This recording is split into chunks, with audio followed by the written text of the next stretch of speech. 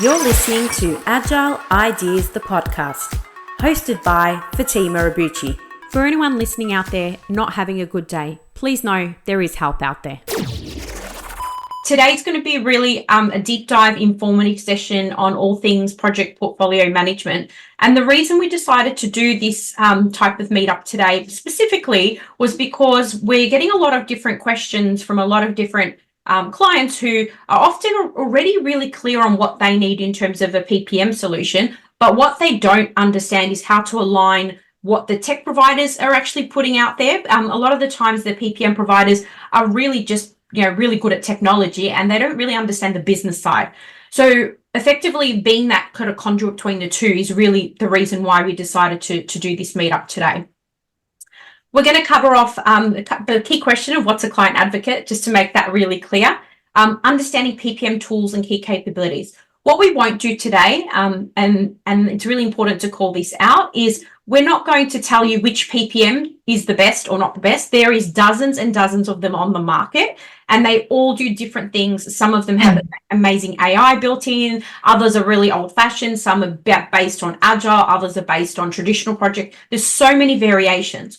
So what we will do is we'll help you understand the tools in general and the key capabilities to be looking for or to be deep diving into, and what's actually out there in terms of capabilities based on our experience with clients. But we won't go into specific tech, not in this meetup at the moment.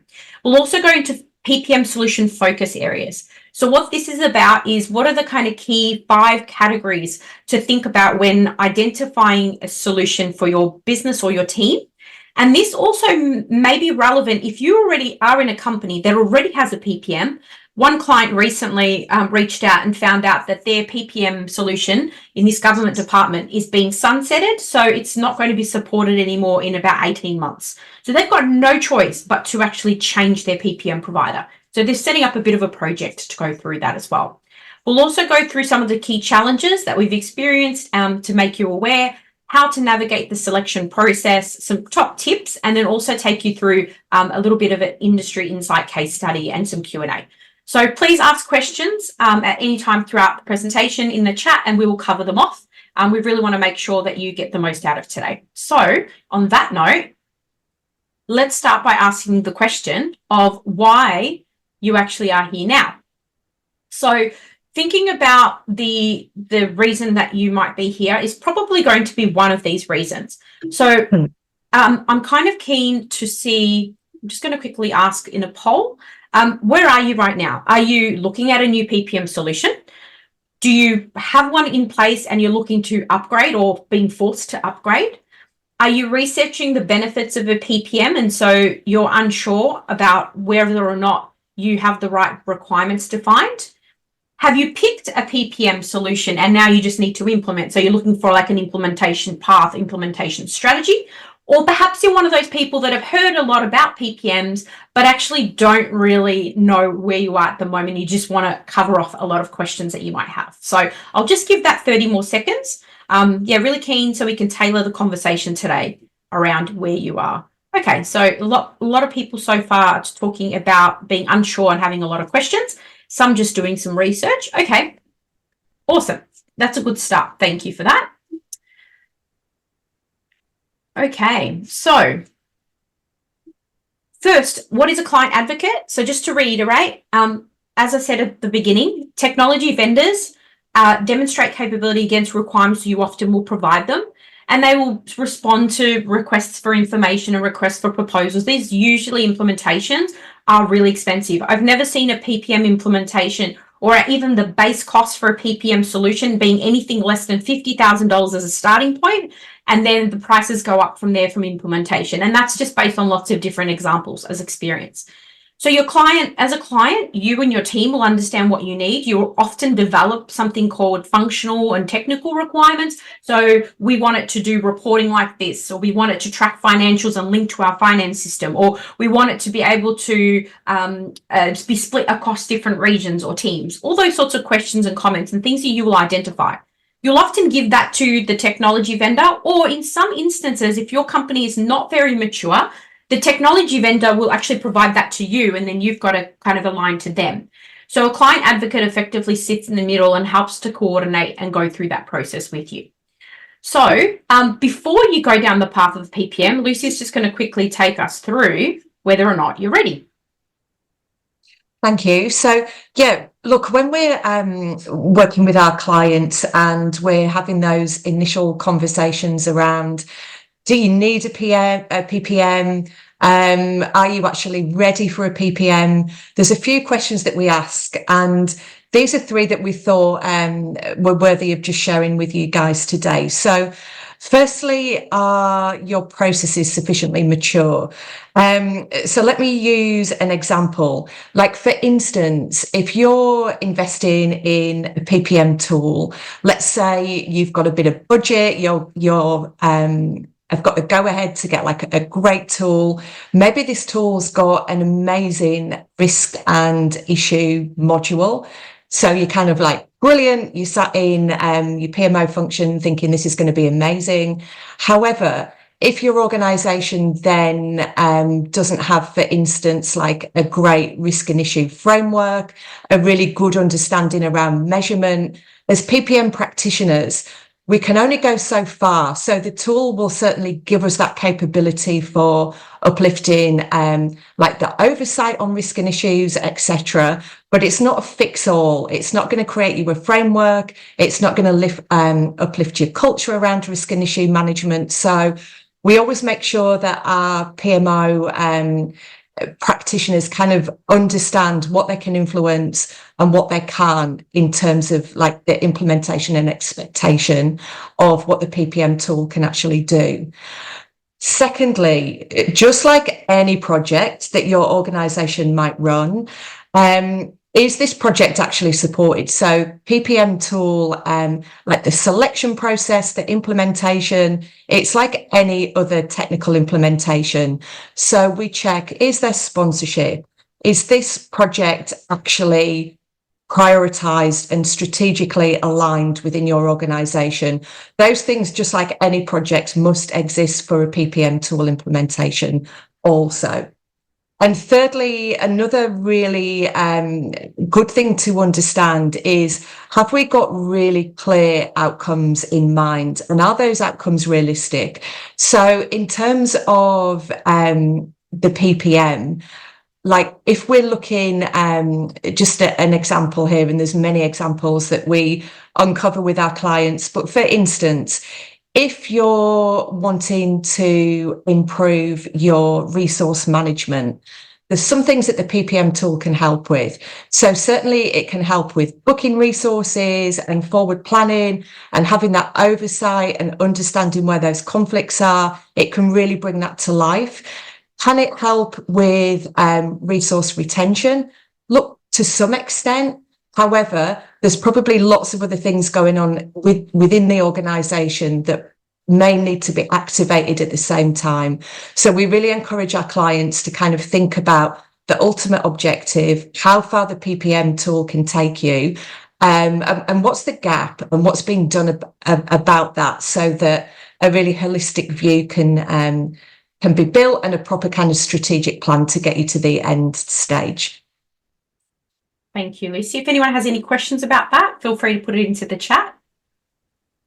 So just going to take you through the 5 key PPM solution focus areas before we deep dive into a little bit more of the key capabilities and some of the challenges. So when we think about the PPM solution, regardless of where you are starting and regardless of whether you have an existing PPM capability in-house or you're starting from scratch, or perhaps you're working in an organization and you can see that they are doing things really manually and it's very broken up across different silos across the organization. Perhaps you're trying to think about ways to bring together and centralize views around projects within the organization. Either way, there is 5 key areas that beneath the surface are the focus areas. So when we're doing some planning and you're thinking about what it is that you need, I highly recommend that you take these 5 focus areas. And look, sometimes you might run them as individual workshops. Sometimes you might run them as a little bit of a deep dive internally and then with a vendor, etc., etc. So the first one, obviously, strategic. Lucy just touched on that around investment management and portfolio management. Now, you're bringing in a PPM solution, which means you need to have some form of portfolio oversight that exists today to understand what projects are going to go into the solution to begin with. So thinking about how that strategically will integrate, and this includes how information in the system will be entered and how that information then gets reported as well, which then links into process. So if you think about one of the most common parts of a PPM solution outside of pipeline identification, project identification, it's usually finance related, finance and resourcing. So with the finance and resourcing piece, in order to activate and use that part of the PPM solution, you need to think about how that solution is going to integrate with your existing processes. A very common example is the organization's month-end financial process. Now, if you don't have a PPM solution in place and you understand your month-end cycle, working with finance and whatnot for projects, and then you implement a PPM solution, you need to make sure that the processes for month-end, because your corporate finance team are not going to change the processes to suit the technology, have to be aligned. So the technology now needs to adapt to the cycles and the processes that relate to finance. And that's just one small example.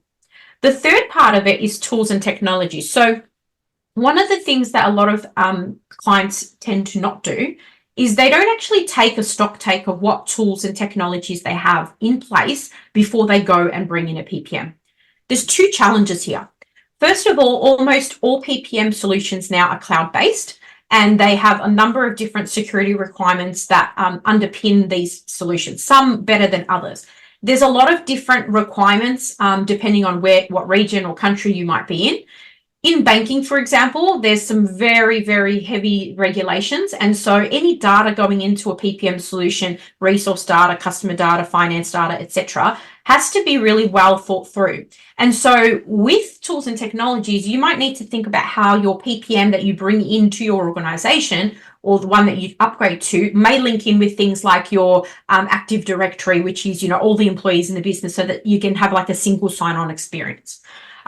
There's other considerations as well. And the other consideration is, if I'm bringing in a new PPM, I would want to be taking the time and the initiative to look at what existing tools and tech am I replacing. So for example, a company that we worked with recently, they had strategy software. They had a different software for tracking timelines for projects. They had a different software for finance and resource tracking, and a number of others as well. And they were all separately managed. So bringing in a PPM solution that addressed their requirements meant that we were able to actually reduce not only the use of those tools, but in some instances completely remove them. So you save cost, you save time. But if you don't take the time to plan that as part of your pre-work for your implementation, you may actually end up with a lot more rework and a lot more duplication. And then this brings me to information flows. So this information flow is key because, as I mentioned before, you've got to put the data in order to get data out, and rubbish in means rubbish out. You don't want to bring in a PPM tool, and I've seen this happen. So in a local council recently, they were planning and deciding how they're going to bring it in at a PMO level. So they were thinking about it from wearing my PMO governance hat. This is the tool. This is how it's going to work. And this is what I want the PMs to do. What ended up happening is nobody used it. So none of the project managers actually used the tool because it wasn't implemented correctly. They didn't define the information flows accurately at the beginning.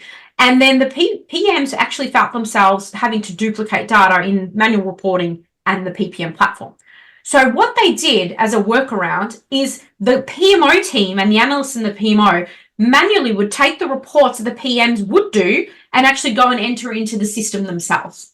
It is just such a waste of time, and it was because they didn't integrate the requirements of people that are going to use it, which is predominantly your project team.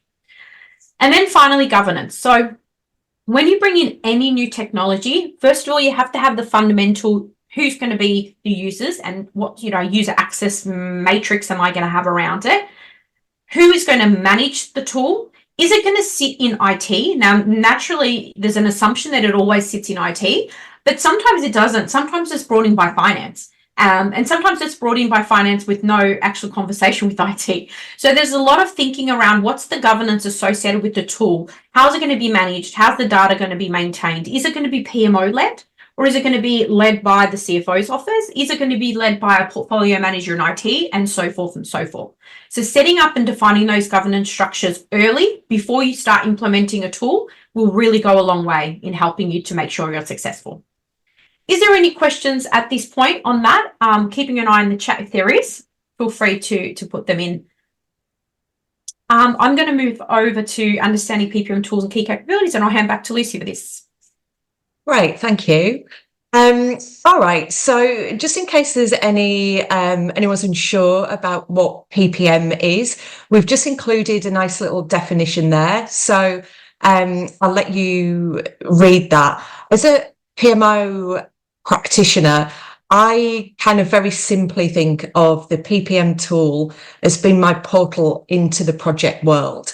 And I think that that's quite a good kind of, visual to keep in mind. So when we look at the key capabilities of a PPM, we're looking at actually understanding all of the project activity that's going on within the organization. And this is the place that you go to look at that. So anything that is actually like transforming or changing within your organization in terms of a discipline, it should be listed in here. It should be prioritized, and there should be like proper decision making and selection criteria around anything that's getting green lighted to go ahead. Also, if I want to look at my resources and any kind of hotspots from a portfolio perspective, this is where I would be able to go and look at that. And perhaps I'm wanting to work with operational managers to look at particular stress points in terms of workload and change management. Again, this is where your PPM tool would really help evidence those kind of conversations. All of my reporting, all standardized, all in here, everybody using the same measurement systems. So then we've got really good kind of like heat maps of where the risk exposure is within the organization. RAID management, obviously everything all standardized. So our risks, our assumptions, our issues, our dependencies, proper, kind of structure and approaches and mitigation strategies, and ideally workflow around this to keep everything moving and being resolved. Financial management, we're keeping all of our finances in here. We've usually got an integration with our finance system that helps keep the manual effort dialed down. And aspects of our project management lifecycle ideally would be represented within the tool. So if you think kind of like stage gating and investment milestones, all of that administration and effort should be present within your PPM tool. That's really helpful for prepping for audits and making sure that there's due process around any cash release. So what drives the need for a PPM? Lots of things. Typically within the clients that we've worked with, this is probably our kind of hit list and the reasons, the drivers that we see the most. So firstly, the need to improve portfolio prioritization and selection. So this is around like actually having evidence to make proper strategic decisions, and also really simply getting an understanding of the projects that are going on within the organization. It's amazing how many times we go into organizations and we're able to go right back to basics around like what even is a project?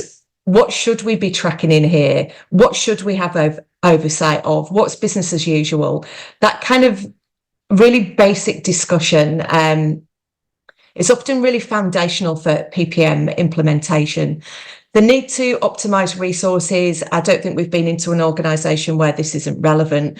We often come across kind of single person points of failure. There's often people within organizations that are called to be an SME on literally every single project. And so again, your PPM tools are a really good way of kind of like flushing that out and understanding where perhaps there are capability gaps within the organization.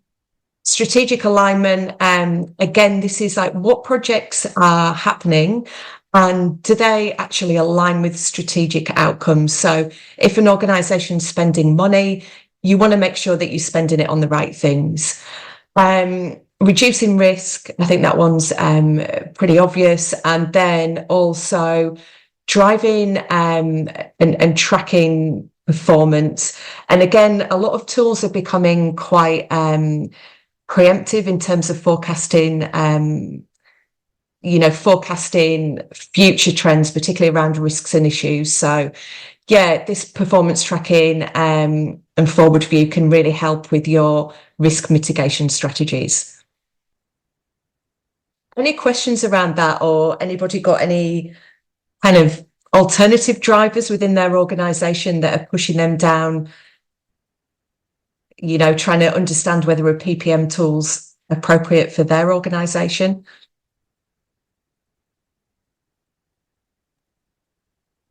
Or any surprises, feel free to put it in the chat as well. We'll keep that going. Okay, thank you. Okay, no problem. So we've just kind of drawn out here. So you can imagine when you're implementing PPM, there's almost like there's a lot of phases in the process, but we thought that we're going to talk about the process that we go through shortly, but we thought it might be useful just whilst we prepare for that discussion, just to talk about some of the challenges in the actual selection process, and then some of the challenges in the implementation process, because they're quite different. So look, we've got 10 that we've come up with here. So perhaps if I just share some of the ones that I think could be really relevant to this group here. So firstly, vendor evaluation. So what I think is really important in the kind of like pre-selection stage is, do you understand what the requirements are? So what are your like absolute non-negotiables? And then what are your nice to haves? And what do you think you might need in the future? So that kind of like really good, solid understanding of your requirements is so important, because it's that you should be evaluating against. And the reason that I think that is really important is when vendors come in and do demonstrations, it's very easy to get taken in with a really great demo, lots of great materials. It's all very exciting, but it's really, really fundamentally important that you hold on to what is it that you actually need as an organization and where are you going. So we've seen, quite a few clients get embroiled in that kind of demonstration phase, get a little bit kind of bought into the demos and impressed by those, and then kind of lose themselves within that process. So I guess that's where a lot of the work that we do comes into supporting PPM selection, that we've seen that there's so many times and so many vendor demonstrations that it's really good to keep your head about you when you're in that process. So the other thing that we think is really important in the PPM kind of pre-selection is the integration points that you need in your organization. And I think the one that I would really call out is the finance system. So usually a key integration point for any PPM, if you want to avoid any kind of like manual load on your project managers, is an integration with your finance system. It's a really good project control, and it kind of forces some some good governance around forecasting and reporting on your actuals, etc. But again, it's really paramount to make sure that whatever your finance system is, that when you're looking at your PPM selection, that the appropriate technical people are in the room to make sure that you can assess that capability and not get caught out post-selection. And then the other thing is around, the other one that I think I call out is the strategic objectives, and really maintaining that long-term focus, that trying to do that balance between what do we need to do right now, what are the gaps that we've got that we're really kind of like desperate to get a solution for, and just making sure that that's balanced against the long-term strategic objectives of the organisation. Yeah, so they're the kind of like key ones that I think are worthy to be called out in the pre-selection phase.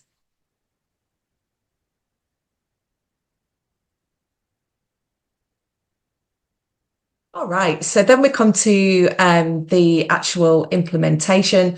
This is an area that's probably a lot more familiar to people, particularly if you're involved in technical implementations. And the PPM implementation is, at its essence, a technical implementation. Yes, there's lots of downstream impacts. Yes, there's lots of change integration, but it's a project like, just like any other project that the organisation would run. So again, we've called out what we have experienced going wrong, and hopefully for any of you going down this pathway, this might help just to keep front of mind. So 3 call outs from me. One, something that we see a lot, and I think it's not just applicable to PPM implementation, it's probably applicable to lots of technology implementations, and it's inadequate change management strategy. So the problem is, if you don't really understand the change roadmap and really adequately involve your users, then of course this is going to lead to lower adoption or poor utilization. So people not fully understanding what can actually be done within the PPM. So not getting those, the impact would be then not getting those organizational benefits that you're hoping for. And also just like a lack of training and involvement in those kind of like sandpit environments as you're going through the implementation. It just is not good for your users. So what you don't want to end up with is like 3 or 4 people that really know what they're doing, and then the rest of the organization's been left behind. Again, this is not specific to just PPM implementations, but look, change is often overlooked. And I think in terms of when you're implementing a system that has got lots of downstream impacts and you want lots of energy and enthusiasm behind to get the benefit behind, then of course you really want to make sure that your change management strategy is solid. The other really big one that we see is over-reliance on a vendor. So what this means is that the client hasn't set up adequate self-sufficiency in terms of technical know-how and capability. And then what that means is that the organisation is not independent enough to drive their own optimization and maturity pathway. And that's really sad if that happens, because it means that for the organisation, it can get expensive and it can get frustrating. And then the relationship with the vendor can degrade, and that's a really suboptimal outcome, and one that you'd want to avoid ideally. And then the other one that I call out from here is probably the data migration, and really underestimating that. So data migration, as we know, is always complex. It's always a lot more time consuming than we would imagine, but depending on the number of systems that you want to integrate with. So finance being a significant one in my mind, but also anything that is workflow automated. You just want to look at what that data migration looks like and the strategy around that. And again, make sure that you've got the right people in the room and sufficient kind of resource and budget to make sure that that's optimized, and you're not implementing a system and then somebody gets lumbered with, a whole load of catch up around data migration and a whole heap of reconciliation that can really kind of like detract from day one success. Yeah, so they're the big call outs from our perspective. There's a comment, one comment that's coming, Michael's shared, is just around some PPMs being designed for waterfall projects only. And it's so interesting because when we look at all of the PPM products in the market, there's many, and some have been around for many, many years. One PPM solution, for example, that I'm, found out about 10 years ago, they were talking about the integration of certain tech that actually understood and took sentiment analysis of reporting that PMs were doing in there to actually understand whether they were progressing well or happy with their projects and things like that. So there's some PPM tools that have now evolved a lot over the years with a lot more significant uptake of Agile. Agile's been around for 25 plus years, but when we think about sort of the real drive behind more agile ways of working. It really has picked up in the last 5 to 8 years.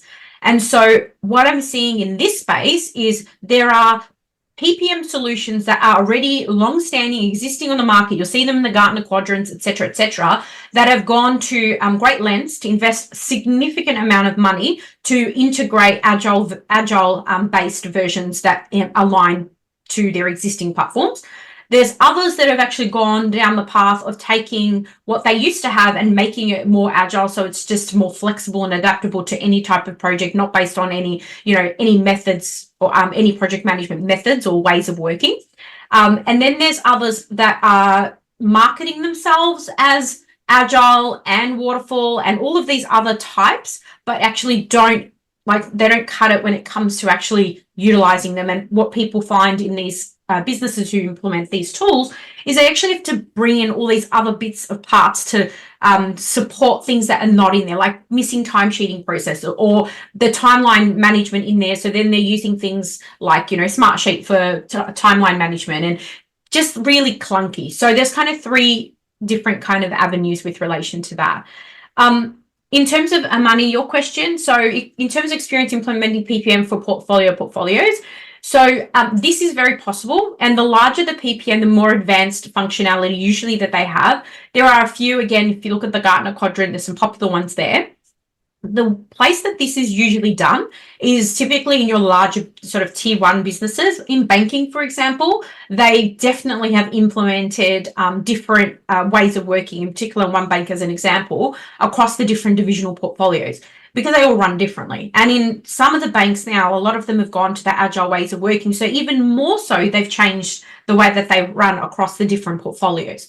So you can actually customize some of these tools to suit. But as we talked about before, it's really understanding and making sure you have the defined ways of working processes, all of that understood first, because what you don't want is one recent example of an automotive company who had a PPM implementation. It was one person who brought it in. They set it up the way that they liked, and the company now spends about $200,000 a year on licenses, and only one person uses the tool.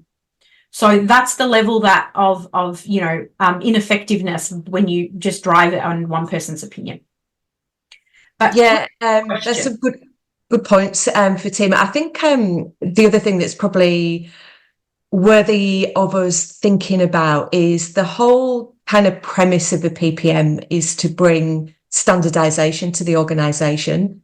And so the way that we often structure these conversations is there's always elements of governance and control that are applicable to every single project, regardless of the delivery methodology that's used to deliver the outcomes of that particular project. So what we find is the PPM tool is used to provide that standardization in terms of way of working, investment slate funding, the approach to risk and issue management, and financials, etc.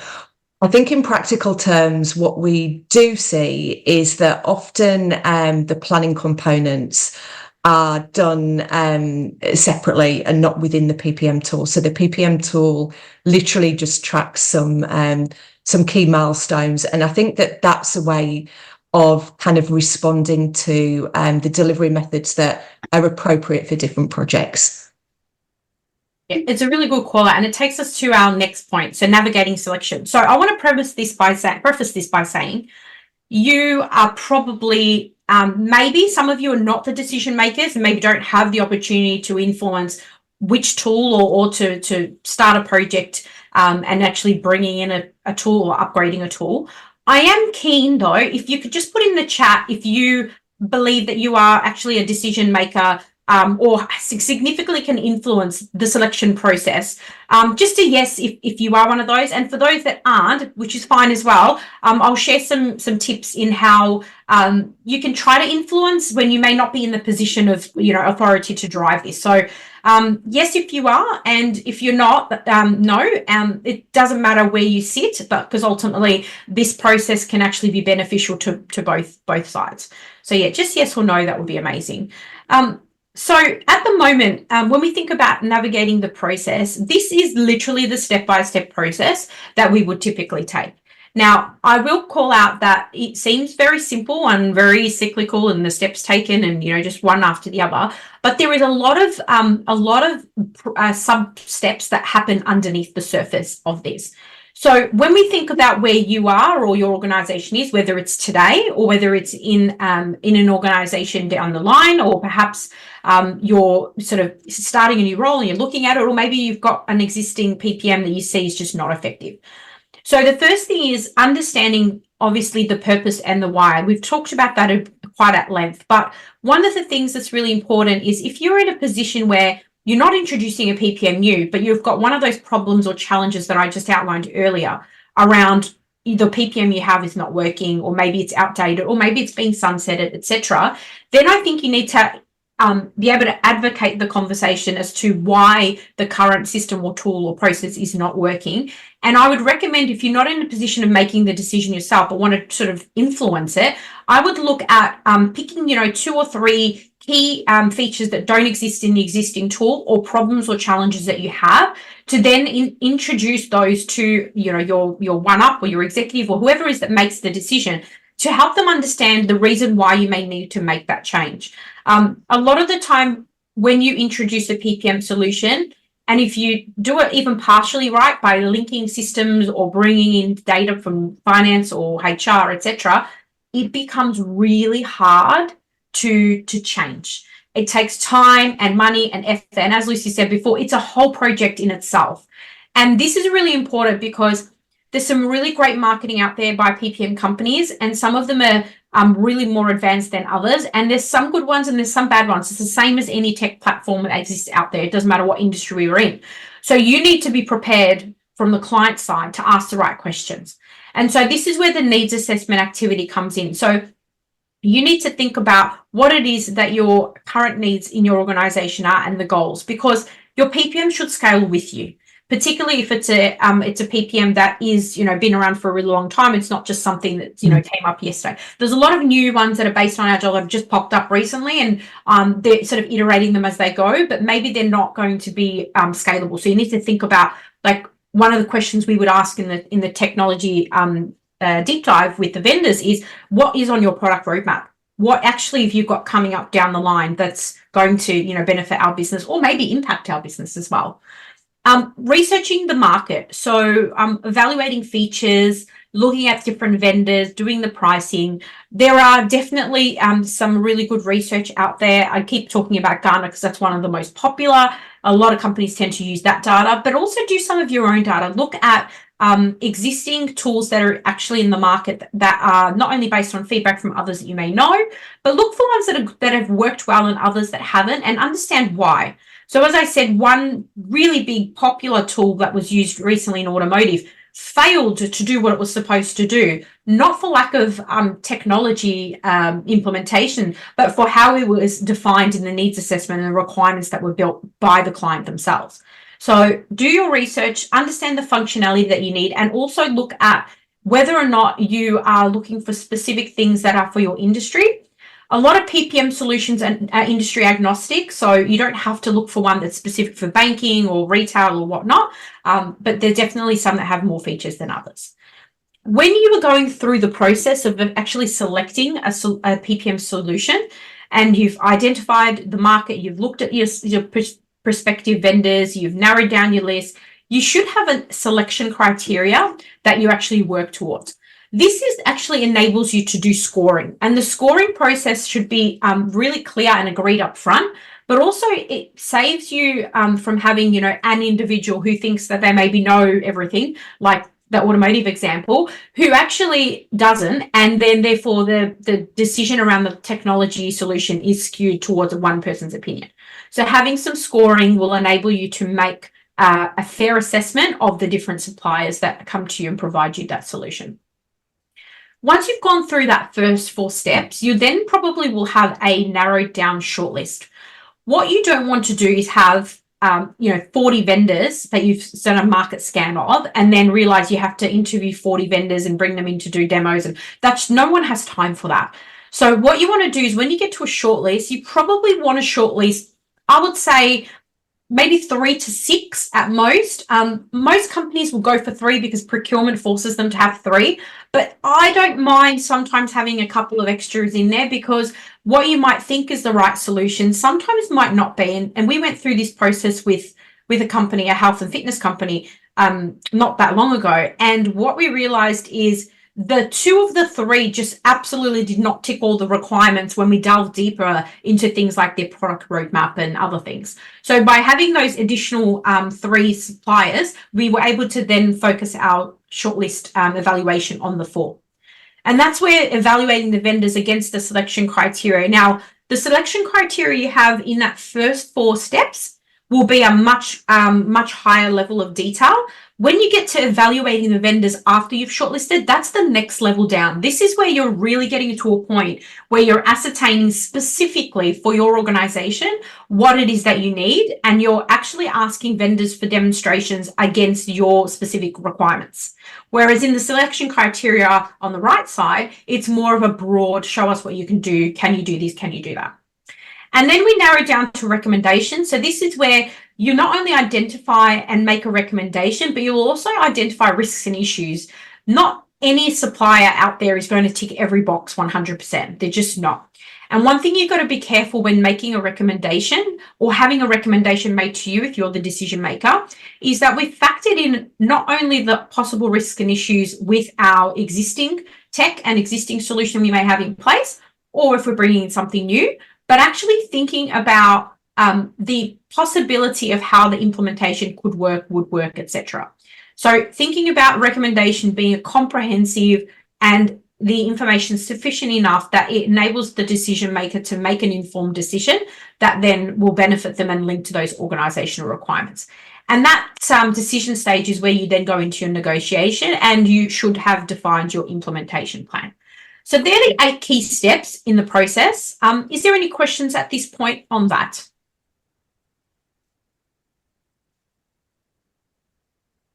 Okay, I'll keep moving, but if there's any questions, please raise them. So I'm going to take you through a couple of industry insights and then some a quick case study, and then we'll wrap up with some top tips and best practices. So in terms of the industry insights that we can share, so you can see 3 examples there. There's automotive, banking and finance, and energy. With the automotive example, I've sort of really probably talked about that. The only other thing I will add is the vendor evaluation process was too narrow. So what this particular client did, is they just went to a really well-known popular report, and they just picked one in the top corner quadrant and said, that's what we're going with.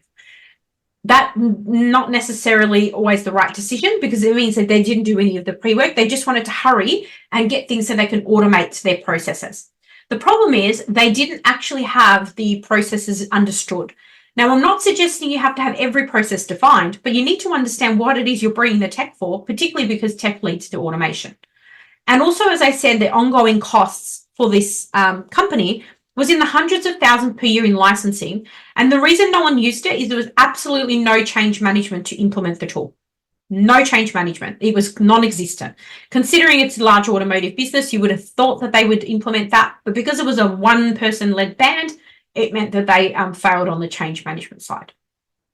In the banking example, one of the banks that we've worked with, and not in the PPM space, but were there when they were doing it, they developed the PPM solution. So in banking, they typically do change systems, and that does happen more frequently than maybe other companies. But in this organization, they decided that they were going to update their PPM system, and they were going to move to another popular brand named One.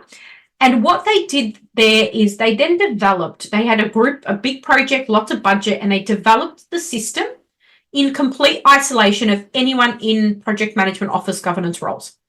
Now, considering there's a lot of elements of governance associated with the use of this tool, and it's the PMOs in this bank that were driving project managers to actually use the tool, you would have thought that they would have integrated their opinions. Now, what happened was, when they went to roll out, they actually ran a number of cohorts, and they brought PMO, and then in the banks at the time, there was probably about anywhere from 100 to 200 PMO managers. So they brought in the PMOs into several cohorts, I was in one of those at the time. And when they were running through the training, if I can tell you the amount of questions that came up with gaps, opportunities, and risks associated with the PPM that they had completely customized, it would absolutely shock you. We were picking things out that were just problems. And because they didn't factor in the right people in that process, it led to those challenges. They were very heavily reliant on sort of your traditional methods in terms of delivery. And they effectively had to throw away $2 million that they spent in customizing the PPM solution. They literally gutted the system and they started again. Now, in banking, you've probably got the money, but still, what a waste of time. And then finally, in the energy example, the company lacked project management maturity and just fundamentals. So they weren't really sure where to start and they had gaps in their processes. So effectively, all of the processes between HR and finance and risk, etc., was all very manual. So what they needed to do is actually evolve their processes to at least what we'd call a level 2, meaning repeatable processes, before they started to automate the processes. They didn't go as far as implementing a system before fixing processes. So that was a really good idea for them. But they started to introduce users across the company to the processes before they then brought in the system and increased the adoption as a result. So the executives were highly engaged. They were, it was led from the top, and they were actually part of the first few rounds of training. And then also the processes were understood first, the integration between departments was understood, and then they started the selection process for PPM providers, because that can take several months in some instances. So I'm hoping that some of that resonates. Keen to get your thoughts on any of that if you want to throw any comments in the chat. Otherwise, I'm going to take you into just a little bit of a deep dive case study with health and fitness, unless there's anyone else got any questions at this point. Okay, perfect. If there is, Lucy will call it out, but I'm going to take you through a quick case study. So this company was a health and fitness mid-sized business, and they're part of a global chain, and they underwent over about 18 months some significant changes. Their business was growing. They had to optimize the way that they were doing resource management. They had a lot of manual processes in how their trainers and staff were managed across different parts of the fitness chain. They didn't have quite clear visibility, and they needed to optimize the way that they were spending. So they had a lot of challenges. So the GM of HR and the GM of finance came together, and they started to identify what it is exactly that they needed from their perspective. What they ended up doing was we were engaged to actually undertake a detailed assessment of the functional and non-functional requirements. What was really insightful during this process is what HR needed and what finance needed in this particular instance was similar in some aspects, but very different in others. And they were only two of the executives that needed to be engaged, because they instigated this, because it links to their resource systems, it links to finance systems, and this is why it started in there and not typically in IT. So we had to go through and take a market scan. So we ended up doing a market scan, and I think at the time it was about 40 plus vendors that we did a high level brief on. And then we defined and further refined the scope to shortlist and narrow down. But before we did that, we looked at the internal constraints that the company may have been facing with regards to their selection criteria that they were using preliminarily. We then narrowed down their solution requirements and also the aspects that needed to integrate with their global head office and where it did or did not need to integrate. And then we narrowed the shortlist down to 5 prospective vendors. And through that, we then performed a little bit of and again, it was like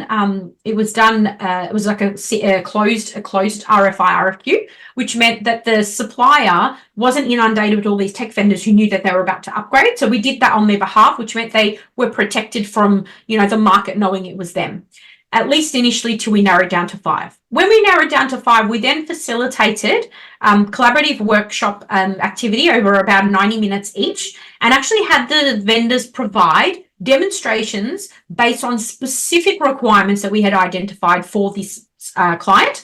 and actually had them perform the demonstrations and show us how their system would work in relation to that specific need.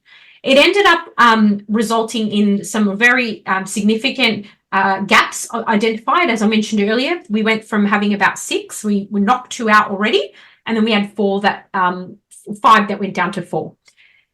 Through that process, we then were able to define the pros and cons. We were able to provide scores that were completely agnostic of a particular one-person opinion. We defined a value to cost matrix to visually represent the benefits for the client. We defined pros and cons of every platform, and we also talked about the roadmap to implement and what that would look like. Where an existing solution could integrate really well with things like Active Directory or cloud-based solutions that they had in the business already, it may make the implementation easier versus maybe a solution that wasn't. Things we looked at was, where's the support? Is the support Australian-based? Is it international? Are they open at certain times, etc., etc.? We looked at licensing, operational impact, support, etc. And ultimately what ended up happening is we were able to get to a point with the client where we were able to narrow down and they were able to make a decision quite quickly after that. So it's just one quick example of health and fitness in a mid-sized business. And the larger the business, the more complicated the process is. I'm just going to take us to some best practices. So I'll just quickly pass to Lucy for the best practices, and then we'll wrap up with a couple of final points. Sure, thank you. Yeah, just some top tips, which are kind of our concluding thoughts, really. So these are the things that if you keep in mind when you're implementing your PPM, hopefully it'll save you some headaches. So the first one that we talked about is please get your end users involved in the selection process. So what you don't want to do is go away and pick a tool and then kind of like subject the users to that. You would want them to be part of that journey, and to have their voices kind of heard and their requirements heard in that selection process. Second top tip is don't let a great selection process be degraded by poor implementation. So however you kind of structure your PPM, purchase and implementation, just make sure that the PPM implementation is actually treated as a project. It's properly resourced and there's budget, and all the usual things that you would have around an implementation. And the reason that we say that is what you don't want to end up with is just your PMO people trying to kind of do this off the side of a desk, because that's just not appropriate for an implementation of this size. And then the third one is just make sure that you keep your head about you when you're meeting vendors. So be really, really clear on your requirements. Yes, of course, there's going to be great presentations and lots of great collateral, but just be really clear on what you want and make sure that you pick a vendor in a really kind of like rational and structured way. So there are concluding thoughts really from the presentation and the tips that I hope perhaps help you out. Thanks, Lucy. And then just to close this out today, I've just put my email in the chat. So if anyone wants to discuss anything further, wants more information, has any questions, just really quickly, the last piece just to share that I've just highlighted in the top right corner the 3 key steps as part of the process if you do feel that you need help. That sort of, depending on the size of the organization, can be done in like 5 to 10 days. So like a really low effort initially. And then the steps that are outside that bucket are usually the ones that involve a lot of internal people to develop like the change implementation, etc. So if you feel that you could benefit from that, of course, please reach out to me. Otherwise, if you've got any feedback at all, please let us know, because without your feedback, we don't know whether we are on the right track with different different meetups. So we've got lots more in the pipeline. So yeah, please reach out. My email's in the chat. You can also email us and give us a call, or if you'd like to have a 15-minute chat with me about anything further, please do reach out. Would love to keep the conversation going. Thank you so much for listening to this podcast. Please share this with someone or rate it if you enjoyed it. Don't forget to follow us on social media, and to stay up to date with all things Agile Ideas, go to our website www.agilemanagementoffice.com. I hope you've been able to learn, feel, or be inspired today. Until next time, What's your Agile idea?